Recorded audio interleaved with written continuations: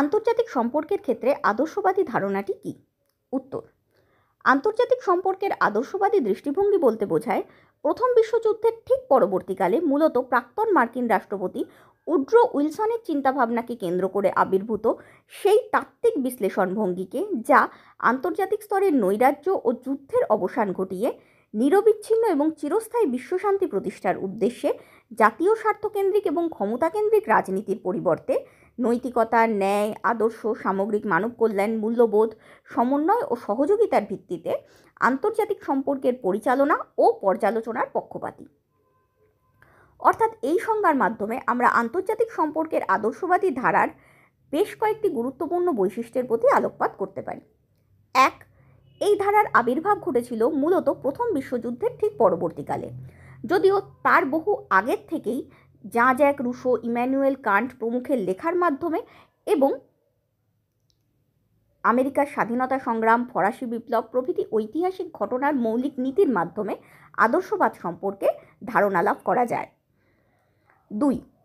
আদর্শবাদী ধারা গড়ে উঠেছিল মূলত প্রাক্তন মার্কিন রাষ্ট্রপতি উড্রো উইলসনের চিন্তাভাবনাকে কেন্দ্র করে, তাই তাকে আন্তর্জাতিক সম্পর্কের আদর্শবাদী ধারার জনক বলা হয়, যদিও পরবর্তীকালে আরও বহু রাষ্ট্রচিন্তাবিদদের দ্বারা এই আদর্শবাদী ধারাটি বিকশিত হয়েছিল।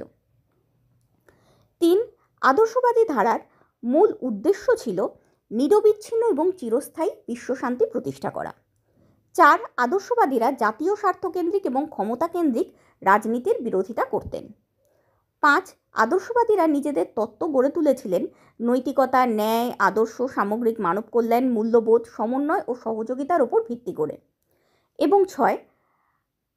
আদর্শবাদীরা নৈতিকতাকে শুধুমাত্র আন্তর্জাতিক সম্পর্কের পরিচালনার ক্ষেত্রেই প্রাধান্য দিতেন এমনটা নয়, তারা বিভিন্ন আন্তর্জাতিক ঘটনাবলীর পর্যালোচনার ক্ষেত্রেও নৈতিকতাকে সমান গুরুত্ব দেওয়ার পক্ষপাতী ছিলেন।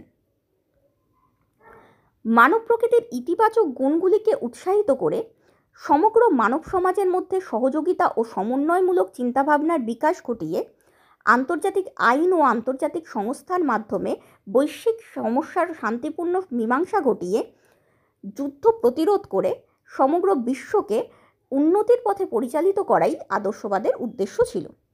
যদিও আদর্শবাদ দ্বিতীয় বিশ্বযুদ্ধ প্রতিরোধ করতে সক্ষম না হওয়ায় এর গুরুত্ব অনেকটাই কমে এসেছিল, তবুও একথা অনস্বীকার্য যে আন্তর্জাতিক ক্ষেত্রে শান্তিপূর্ণ বিবাদ মীমাংসা ও সহযোগিতার বর্তমান নীতিসমূহ আন্তর্জাতিক সম্পর্ক আলোচনার সর্বাপেক্ষা প্রাচীন ধারা আদর্শবাদ থেকেই প্রেরিত।